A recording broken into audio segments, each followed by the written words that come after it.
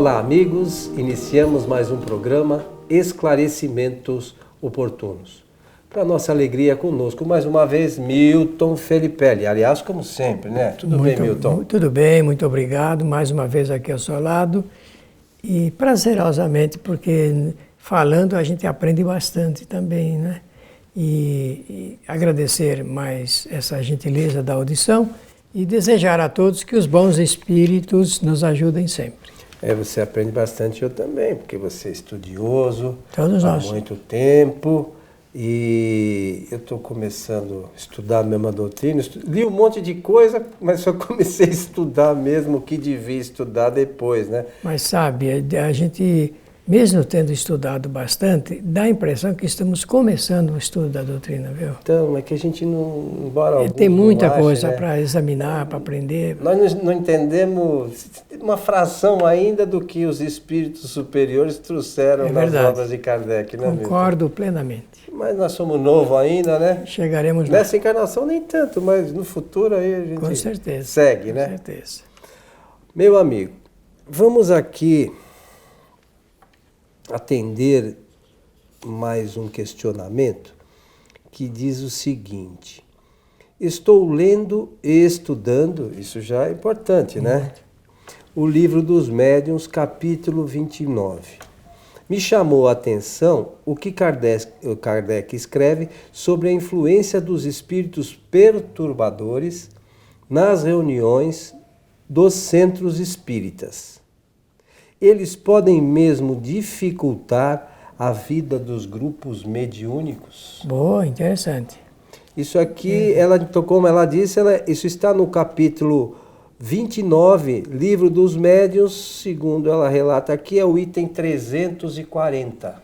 Pois bem, mas todo o capítulo ele é recomendável porque nessa altura assim, da organização da obra, Kardec já está remetendo o seu texto para o final do trabalho. O livro tem 32 capítulos. E o 29, em especial, ele vai falar sobre a organização e funcionamento das sociedades e reuniões espíritas. E é um capítulo que, lido bem, com bastante cuidado, e examinado na sua intensidade, a gente resgata ensinamentos preciosos. Por exemplo, quando ele fala das reuniões espíritas, ele vai fazer algumas considerações que normalmente as pessoas não percebem que são válidas e importantes.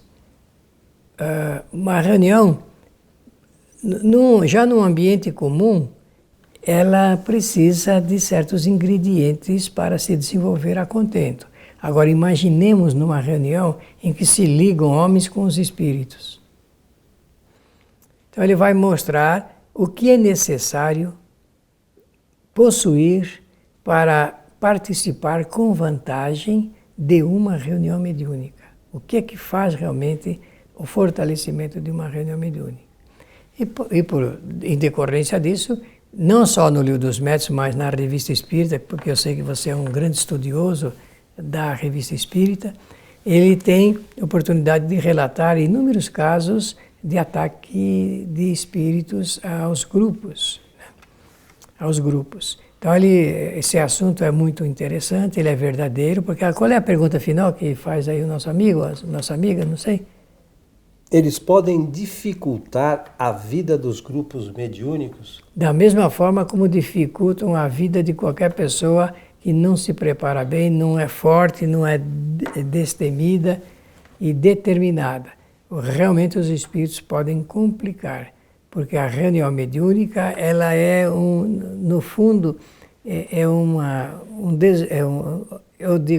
luta contra o invisível. Os homens não veem os espíritos e, portanto, são suscetíveis, sim, da sua influência. Há espíritos especializados em minar os grupos mediúnicos. E digo mais, existem centros espíritas que, não se precavendo, são influenciados tal ponto que os espíritos conseguem até exterminar o centro espírita. Ou pelo menos desvirtuar todo o trabalho. Mas existe casos que eles esfacelaram o centro espírita. Fecha. Sim, eu posso garantir porque eu acompanho no meio espírita já desde 1957. Então, o que eu conheço de casos de ataques dos espíritos maldosos e do despreparo das pessoas que dirigem e participam da casa espírita, leva o centro para a falência. Tá, e isso se deve a quê, Milton? Quais são, a seu ver, os objetivos? Por que esses espíritos atuam dessa maneira? Existem causas individuais e causas coletivas. As individuais, de acordo com o grau de relacionamento efetivo que certas pessoas têm com certos espíritos. Ataques de obsessores.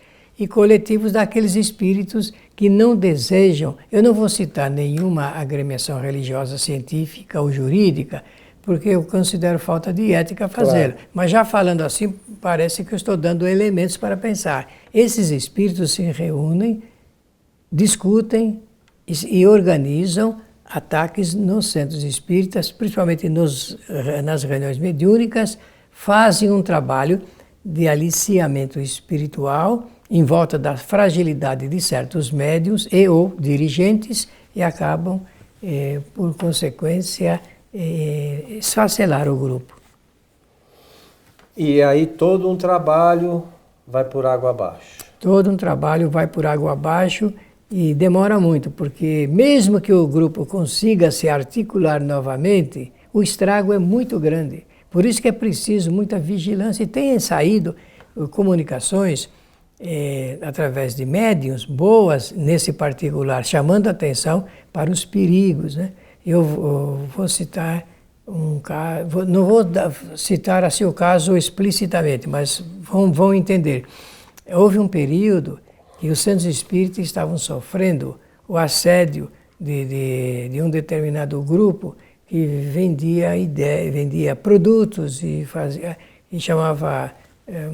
um trabalho de chamamento muito grande em torno da riqueza, e que se todos vendessem aquele produto, poderiam enriquecer.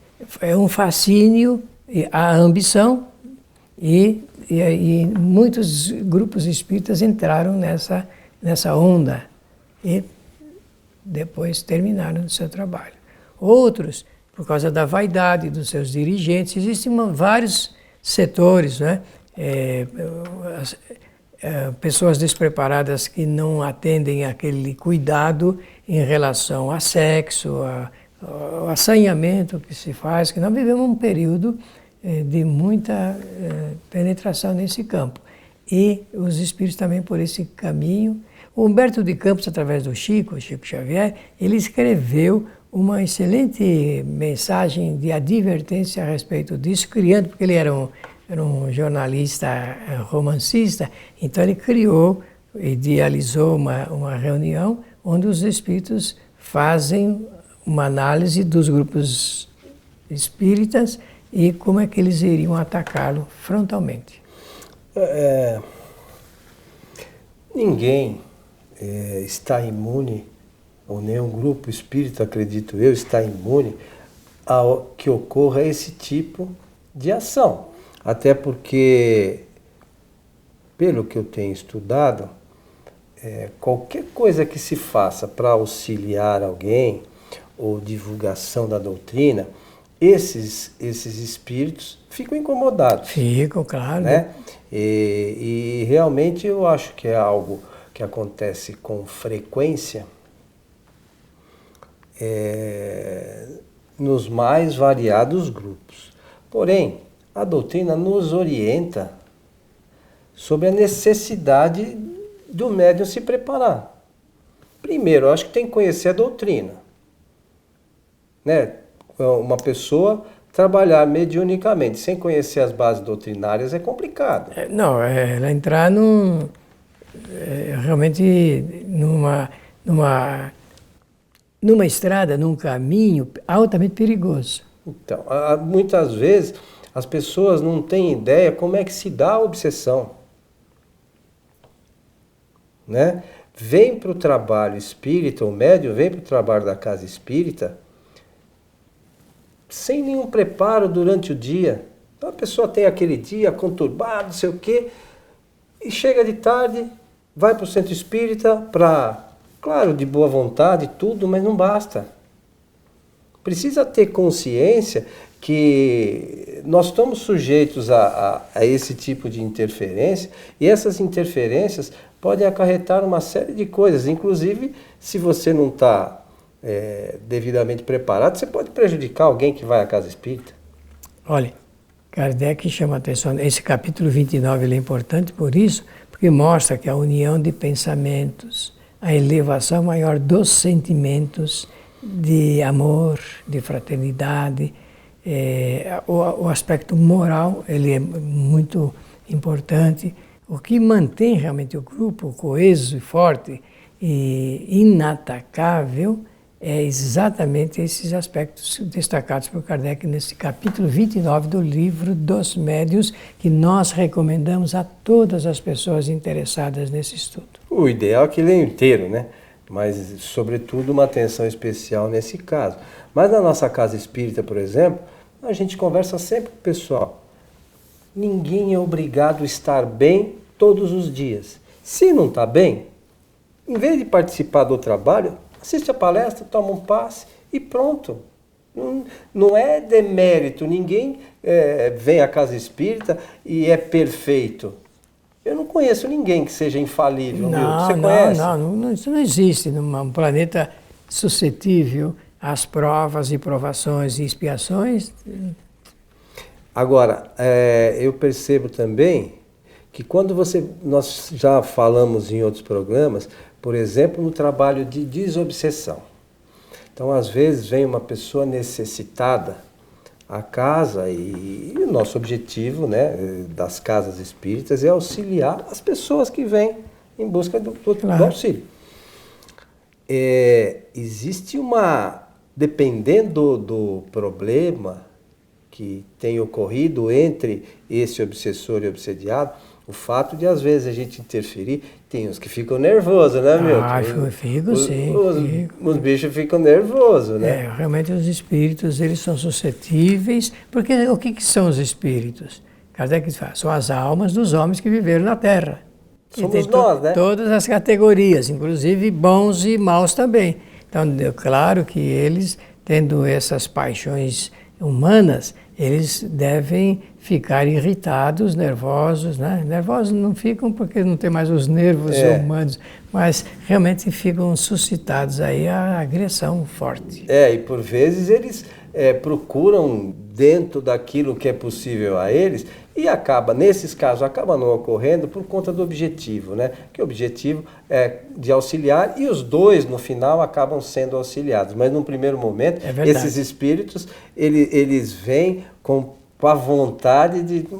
Quem é você para... Alguns dizem claramente que para arrebentar com os trabalhos. É verdade, já escutei essa frase algumas vezes. Então, nós precisamos levar em consideração, a gente agradece até esse depoimento, né, porque mostra que a pessoa está lendo, estudando e deve continuar fazendo isso até o final. E pelo jeito já está terminando aí a leitura do livro dos Médiuns, né? Fim, né? E chegou num ponto sensível aí em que mexe com a organização, direcionamento e funcionamento dos grupos mediúnicos dentro do centro espírita. O centro espírita tem uma responsabilidade muito grande social e espiritualmente falando.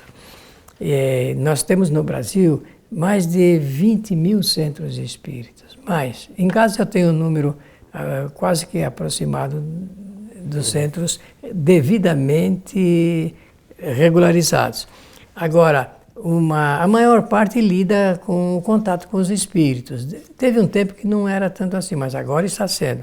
Está tendo uma proliferação de grupos dentro do centro espírita, mediúnicos, exclusivamente para interagir assim com os espíritos. Muitos são bem preparados, mas outros, uma certa quantidade ainda não têm o devido preparo kardeciano. Me permita usar essa expressão que você sempre propõe a leitura e seguimento das orientações de Kardec.